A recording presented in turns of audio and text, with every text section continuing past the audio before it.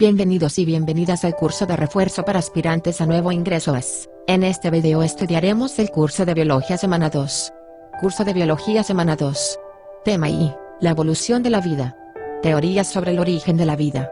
Teoría de Oparin y Haldane o teoría bioquímica. Después de haber sido rechazada la generación espontánea, se propuso a mediados del siglo XX, otra teoría para intentar responder la pregunta, ¿cómo surgió la vida? Esta es la teoría de Oparin y Haldane, también conocida como teoría bioquímica. Los conocimientos de la astronomía y el origen del sistema solar permitían especular sobre las condiciones en que surgió este sistema vivo. Simultáneamente, Alexander Ivanovich Oparin, biólogo ruso, y John Burdon Sanderson Haldane, biólogo británico, figura 4, elaboraron una serie de hipótesis estableciendo, a partir de estas posibles condiciones, la secuencia probable de acontecimientos que originarían la vida. Hasta 1924 no se realizó ningún progreso real, cuando Alexander Ivanovich Oparin demostró experimentalmente que el oxígeno atmosférico impedía la síntesis de moléculas orgánicas que son constituyentes necesarios para el surgimiento de la vida. En su obra El origen de la vida en la Tierra, Oparin expone su teoría sobre el origen de los seres vivos, en la que una sopa primitiva de moléculas orgánicas se pudo haber generado en una atmósfera rica en hidrógeno y sin oxígeno, a través de la acción de la luz solar. Estas moléculas se combinarían de una forma cada vez más compleja hasta organizarse en una estructura a la que Oparin la denominó coacervados, gotas ricas en moléculas biológicas y separadas del medio acuoso por una membrana rudimentaria. Figura 1 y 2. Figura 1. Formación de un coacervado. Los coacervados crecerían por fusión con otras y se reproducirían mediante fisión en coacervados hijos, y de ese modo, podrían haber obtenido un metabolismo primitivo, en el cual, los factores que asegurarían integridad celular sobrevivirían y aquellos que no, acabarían extinguiéndose. Muchas teorías modernas del origen de la vida aún toman las ideas de Oparin como punto de partida. En el mismo año J.V.S. Haldane también sugirió que los océanos prebióticos de la Tierra, muy diferentes de sus correspondientes actuales, habrían formado una sopa caliente diluida, en la cual, se podrían haber formado los compuestos orgánicos, los constituyentes elementales de la vida. Esta idea se llamó biopoiesis, es decir, el proceso por el cual la materia viva surge de moléculas autorreplicantes pero no vivas. El caldo, o sopa, primitivo, también llamado primario, de la vida o primordial, es la hipótesis más aceptada de la creación de la vida en nuestro planeta. El experimento se basa principalmente en reproducir en un lugar hermético las condiciones que se dieron en la Tierra hace millones de años junto con el caldo primitivo, es decir, los elementos en las proporciones en las que se encontraban entonces. Figura 3. El líquido, rico en compuestos orgánicos, carbohidratos, lípidos, proteínas y ácidos nucleicos, se componen de carbono, C, hidrógeno, H, oxígeno, O, nitrógeno, N, fósforo, P, azufre, S, mayoritariamente, expuesto a rayos ultravioletas y energía eléctrica. El resultado es el origen del ácido nucleico ARN, en su momento versión primitiva del ADN, base de todos los seres vivos. En el devenir de la evolución de la materia hacia el origen de los primeros seres vivos, los coacervados son la primera forma de organización de la materia. Para Oparin, a pesar de que los coacervados presentan características de los seres vivos como crecer y reproducirse, no son considerados como tales pero sí, tienen la capacidad de llegar a serlo. Con base a esta concepción los coacervados, simples organizaciones de la materia, evolucionarían a estructuras más complejas, rodeadas de una membrana, transformándose en un momento dado, en el primer ser vivo, la primera célula. Este primer ser vivo evolucionaria es originaria la diversidad biológica, la biodiversidad que hoy en día existe. Figura 2. Formación de un coacervado. Figura 3. Experimento de Oparin y Haldane. Figura 4. Oparin, izquierda, y Haldane, derecha. Teorías de la evolución de Darwin y Wallace. ¿Qué se entiende por evolución?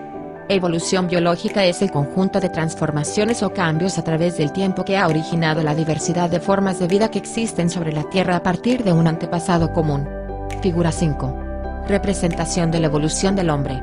El término evolución para describir tales cambios fue aplicado por primera vez en el siglo XVIII por el biólogo suizo Charles Bonnet en su obra Considérations sur les corps organisés. Aristóteles creía que los seres vivos habían sido creados por separado y que posteriormente fueron cambiando debido a un principio perfeccionador. El encuentro de fósiles propuso la teoría del catastrofismo, la cual establece que la vida ha sido creada muchas veces por diferentes factores. Las formas que habían extinguido eran reemplazadas por otras nuevas algo diferentes. Buffon en el siglo XVIII postulaba que las ideas de Aristóteles no eran ciertas. Darwin agregó que las respuestas dadas a los estímulos externos eran heredadas. Jean-Baptiste Lamarck, naturalista francés, formuló la primera teoría de la evolución. Propuso que la gran variedad de organismos, que en aquel tiempo se aceptaba eran formas estáticas creadas por Dios, habían evolucionado desde formas simples, postulando que los protagonistas de esa evolución habían sido los propios organismos por su capacidad de adaptarse al ambiente. Los cambios en ese ambiente generaban nuevas necesidades en los organismos y esas nuevas necesidades conllevaría a una modificación de los mismos que sería heredable. Para la formulación de su teoría se apoyó en la existencia de restos de formas intermedias extintas.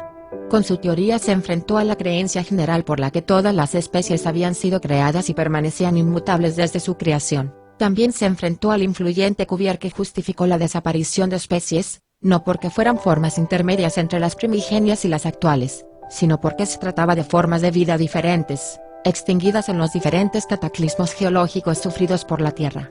En el año de 1809, Jean-Baptiste Lamarck en su obra Filosofía zoológica expone la teoría de la evolución conocida como lamarquismo o teoría de la herencia de los caracteres adquiridos.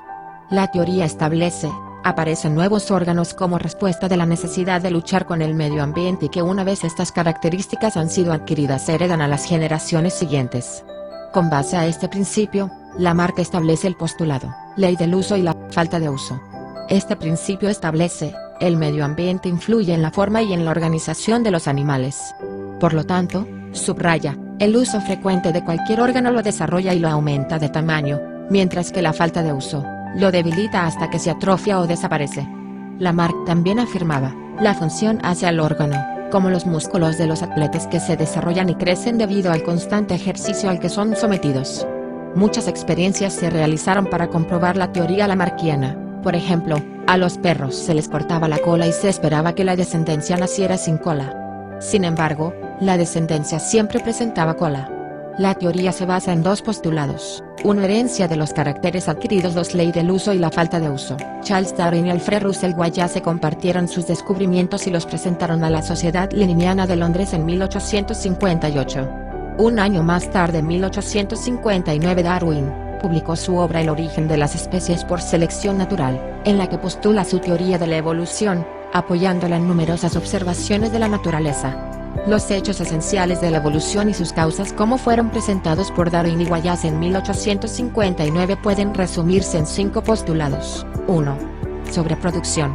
Los organismos, debido a su prodigiosa capacidad reproductora, producen más descendencia de la que puede sobrevivir o llegar a la madurez. Figura 6. De todas las crías de cocodrilo que logran nacer, un bajo porcentaje logra sobrevivir y llegar a la madurez. Constancia del tamaño de la población. A pesar de la tendencia de una especie para aumentar su población en proporción geométrica o exponencial, la población permanece más o menos constante en periodos largos. Por consiguiente, debe existir un grado apreciable de mortandad, debido en parte a limitación de espacio y alimento. Figura 7. Las colonias de suricatos mantienen un promedio de miembros constante debido a que muchos son víctimas de caza por parte de otra especie. 3. Variación. Todos los miembros de una especie dada no son semejantes, pues presentan variaciones en muchas de sus características. Figura 8. Aunque sean de la misma especie, los leones de esta manada no son absolutamente idénticos o semejantes. Selección natural. La selección natural es un fenómeno esencial de la evolución con carácter de ley general y que se define como la reproducción diferencial de los genotipos en el seno de una población biológica. Figura 9. Los organismos mejor dotados se reproducen más que los peor dotados, sustituyéndolos en la población. Herencia. Puesto que la herencia es un hecho, como lo indica la semejanza entre progenitores y progenie, los individuos supervivientes pasarán la mayor parte de sus variaciones o adaptaciones favorables a las generaciones sucesivas. De esta manera, las adaptaciones, en el curso de muchas generaciones, se modificarán incesantemente, mejorando la especie para adaptarse mejor a su medio ambiente. Figura 10. La herencia siempre es parte de la cadena de vida de las especies de seres vivos. El darwinismo, conocida como teoría moderna de la evolución o teoría de la herencia de las variaciones, establece: todas las especies de seres vivos han evolucionado con el tiempo a partir de un antepasado común mediante un proceso denominado selección natural. En la actualidad, La teoría de la evolución combina las propuestas de Darwin y Wallace con las leyes de Mendel y otros avances posteriores en la genética, por eso se la denomina teoría sintética o teoría moderna de la evolución. La teoría moderna de la evolución se define como un cambio en la frecuencia de los alelos. Este cambio puede ser causado por diferentes mecanismos, tales como la selección natural, la deriva genética, la mutación y el flujo genético, migración de genes. Mecanismos de la evolución. Mutación. La mutación en genética y biología se define como una alteración o cambio en la información genética, genotipo, de un ser vivo, muchas veces por contacto con mutágenos y que, por lo tanto, va a producir un cambio de características, que se presenta súbita y espontáneamente, y que se puede transmitir o heredar a la descendencia. Este cambio va a estar presente en una pequeña proporción de la población, variante, o del organismo. Mutación. La unidad genética capaz de mutar es el gen, que es la unidad de información hereditaria que forma parte del ADN. Figura 11. Mutación de una serpiente con modificación en su cabeza. En los seres multicelulares, las mutaciones solo pueden ser heredadas cuando afectan a las células reproductivas. Una consecuencia de las mutaciones puede ser una enfermedad genética, sin embargo, aunque en el corto plazo puede parecer perjudicial, a largo plazo las mutaciones son esenciales para nuestra existencia. Sin mutación no habría cambio o variabilidad genética. Selección natural. La formulación clásica de la selección natural establece que las condiciones de un medio ambiente favorecen o dificultan, es decir, seleccionan la reproducción de los organismos vivos según sean sus peculiaridades. La selección natural fue propuesta por Darwin como medio para explicar la evolución biológica. Figura 12. Las diferentes especies de pinzones de Darwin en las Islas Galápagos. Tienen picos de diferentes tamaños que han evolucionado para tomar ventaja de las distintas fuentes de alimento. Esta explicación parte de dos premisas. La primera de ellas afirma que entre los descendientes de un organismo hay una variación ciega, no aleatoria, no determinista, que es en parte heredable. La segunda premisa sostiene que esta variabilidad puede dar lugar a diferencias de supervivencia y de éxito reproductivo, haciendo que algunas características de nueva aparición se puedan extender en la población. La acumulación de estos cambios a lo largo de las generaciones produciría todos los fenómenos evolutivos. Selección artificial.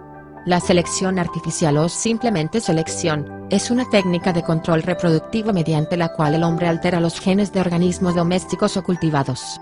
Esta técnica opera sobre características heredables de las especies, aumentando la frecuencia con que aparecen ciertas variaciones en las siguientes generaciones. Produce una evolución dirigida, en la que las preferencias humanas determinan los rasgos que permiten la supervivencia. Mediante la selección artificial surgieron las variedades de perros modernos, como el bulldog y el boxer, que están orientadas a tareas específicas como la vigilancia, la compañía y preferencias estéticas. Figura 13. La raza bulldog es una de las que surgió de la selección artificial.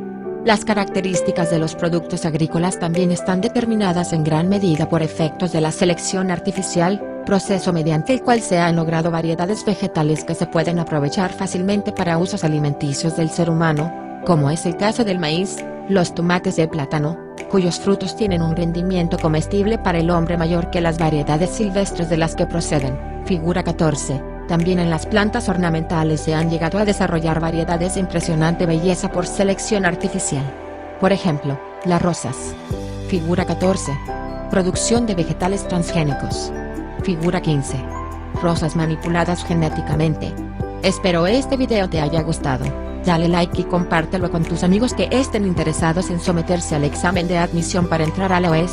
Suscríbete y activa la campanita de notificaciones para que estés al tanto de los materiales que se estarán subiendo cada semana en la plataforma. En la descripción del video te dejaré el link del curso para que descargues los PDF y realices las pruebas que te aparecerán en cada curso. Hasta luego.